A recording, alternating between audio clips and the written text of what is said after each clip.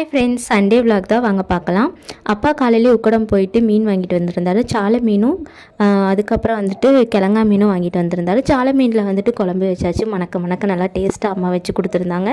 அதுக்கப்புறம் பார்த்துட்டிங்கன்னா கிழங்கா மீன் வந்து வறுத்து எடுத்தாச்சு. அப்புறம் கிறிஸ்பி கார்ன் பண்ணலாம் அப்படின்னு சொல்லிட்டு கார்ன் எல்லாமே க்ளீன் பண்ணி ஒரு 2 நிமிஷம் வந்து தண்ணியில் போட்டு நல்லா வேக வச்சு எடுத்தாச்சு.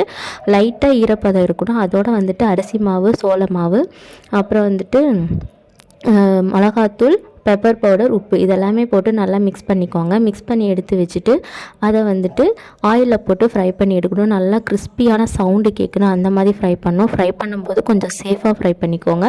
ஏன்னா கார்ன் எல்லாமே தெரித்து மேலே வந்து விழுகுது.